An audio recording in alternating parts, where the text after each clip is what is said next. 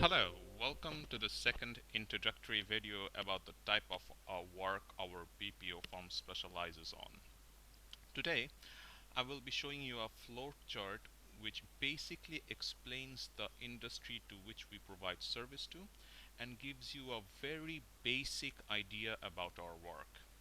Uh, the reason I will be explaining you this is because in order to understand the work you will be doing, you must first also understand the industry to which we provide service in order to grasp the work.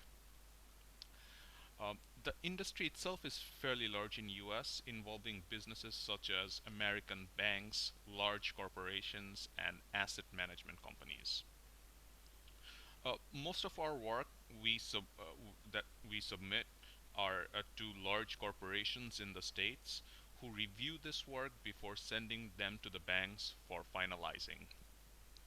Thus, in a way, the work we do is sensitive in the sense that there is not much scope for errors and delays in submission as these get directly to the banks in US. Uh, so here is the flowchart. It's titled The Nature of Our Work, and it basically summarizes the whole industry to which we provide service to. So on the very top, you can see that I have given two uh, titles. It's American citizens and American banks. So as is very normal for them, many American citizens take various types of loans from banks against the houses they own. Uh, these loans can be for education for their children, to buy cars, or for mortgages, or for any other reasons. Now, some of these people who take the loans are unable to pay the loan to the bank, maybe because they lost their job, maybe because they have some financial problem. Whatever the case may be, they simply cannot uh, pay back the loan to the bank. These are called loan defaulters. Uh, so when this happens, for these loan defaulters, what banks can sometimes do is that they can take away the home of these loan defaulters and kick them out of the property. This is an extreme case. Sometimes they may give them uh, more time to pay their loans, but sometimes what happens is they simply take away the homes of these people, of these American citizens, and kick away them from the property. So this can happen in several ways. For example, they can uh, evict them, which is called eviction, which basically is that they hire crews and contractors along with the police. These people come to the home and take the previous owners who are the loan defaulters from this home and take them away, kick them out. It can also happen in a way that is termed did in lieu. What this basically is that for some reason or another, the homeowner who is a loan defaulter, he might voluntarily give the ownership of the house to the bank so that he does not have to pay the loan. So this is called did in lieu, when the loan defaulter, who is the homeowner, he gives the house to the bank voluntarily so that he no longer has to pay that loan. Sometimes what happens is that uh, the bank gives a bit of cash to this owner in so that they can walk away from the house, and the and the bank can take the house itself. So this is not basically that they're buying the house.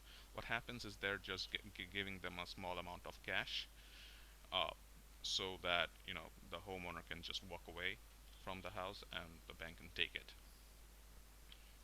Uh, Now, when any of these three happens, what happens is that the house becomes vacant and they're owned by the bank now. Okay, so we have vacant houses from which the owners have been kicked out, and then these vacant houses are now owned by the bank. So if for some reason the house is, say, it's in a very good condition, they can go for sale. Bank can immediately sell the house, and they get sold, and new owners come in. What can also happen is that perhaps these vacant houses, they were in a very bad condition, like the previous owners, knowing that banks would take the house away, simply did not maintain them, and they're like extremely damaged or has a very bad condition. What also can happen that the house could stay for sale for 1 or 2 years, totally vacant, and no one would buy them. And because these houses stay for a vacant for 1 or 2 years, might need maintenance, or get damaged over time, and they basically get failed. They fail to get sold. So for these houses, those that are stay vacant for 2 or 3 years and fail to get sold, or those houses that became vacant but are in very very bad condition, goes to maintenance and repair. So when they go to maintenance and repair, what happens is this American banks, um, these American banks hire large corporations to take care of these vacant properties. Uh, w- you must understand that these vacant houses, they might be all over the states, and USA has 52 states, I believe, and these, since banks have uh, their offices in most of the large cities and large towns, uh, they can own these type of vacant houses throughout the states. So what they do is that they do not directly take care of these properties. They hire some very large corporations and assign them these vacant properties to take care of them. Now, what these large corporations do is they hire property maintenance and asset management companies that are local in these areas to do the maintenance and repairs. So these corporations themselves does not do any repairs. They just maintain and take care of the property, and they hire property maintenance and asset management companies to do the repairs and maintenance. Now, whenever it is needed, whenever the corporation tells, or the bank tells, these property maintenance companies, they will go to the property and maintain or do any repair work. These maintenance companies will hire us. They hire us because when they do the repair and maintenance work, they have to provide photos and information to the corporations and the banks, showing that what repair and maintenance work they did. Because as you might understand, people from the bank or from the corporation, they will never go to the property to see whether the work has been done or not. They will receive all this information via software, and will ask for photos for evidence of the work that needs to be done, or about what the property condition is. So here is where we come in. Our the maintenance companies, they hire us, and they send crews to do the maintenance and repairs. And what happens is, when these crews do the maintenance and repairs, they provide all these photos and all the information via software to us, and we receive all these photos and information from them. What we have to do is, using these photos and information that the crews provide, we have to create reports, invoices, photo documentation, and tenders and bids that has to be submitted to the large corporations. So, for example, one of our clients, they can perhaps send to a property A, uh, they can send their crew and contractors to a property, let's call it A, to do some repairs. These guys will do the repairs and they will take the photos and they will uh, give the information about what the property condition is, and we will receive them via software. We will collect this information, we will analyze them, and deduce whether the work was done correctly or not, and whether what is the property condition from the photos, whether there are additional work that needs to be done in this property. And what we will do is, uh, these large corporations, will have some criterias about the reports that they want. So they will say that, this is the way that you have to send me the report, this is the way you have to send me the invoice, and this is the way you have to send me the photos. They have to be properly labeled, they have to be properly documented so that we can understand. When I say we, I mean the large corporation to which the information will be submitted to by us. So they will say that, we want them in a way that is very much detailed and very much documented, so that we understand that the work was done. And if you submit tenders or bids for future work that needs to be done, we can understand from your information that yes, these things needs to be done. Okay, so we have to provide these reports in a very detailed way. When we provide the photo documentation, we have to do them very correctly. And when we submit invoices and tenders, we have to also do these things correctly and in a detailed way, so that um, from our reports, the corporations can understand that yes, the work has been done in the property.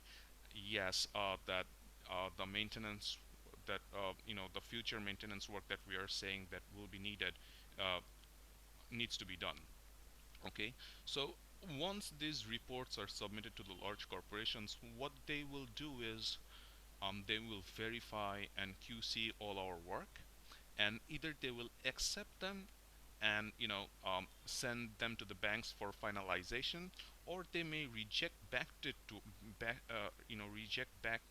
to us or to our clients and say that the the reports that you send are incorrect and you need to correct them. So in that case, we also need to get some additional information or correct the reports ourselves and resubmit this back to the corporations, after which they will review again and see whether we did this work correctly, and then we submit them back to the bank, and they will finalize saying that okay, the work that the reports that we received are okay, and we can proceed with the invoices and payments to our clients. Okay, so this is basically the whole industry that we work for, and how the work that we do can be explained. From this, I hope you get a small idea about the work that we will be doing.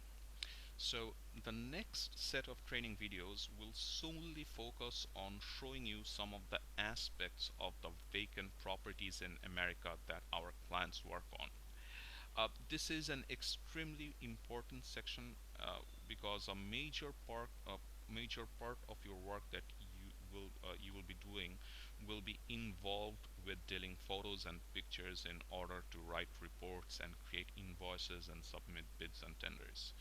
So you will need to learn to correctly recognize what you see in the photos and the terms used for them, and get yourself familiarized in order to submit the information that contractors or crews of our clients will send to us, so that you can process and submit your work and reports correctly without errors. So since this is a bit of a short video, if you have any questions or queries about this flowchart, or uh, if you fail to understand some of the aspects that I just told, you can ask your manager uh, about it, and he will explain it to you in greater detail. Thank you.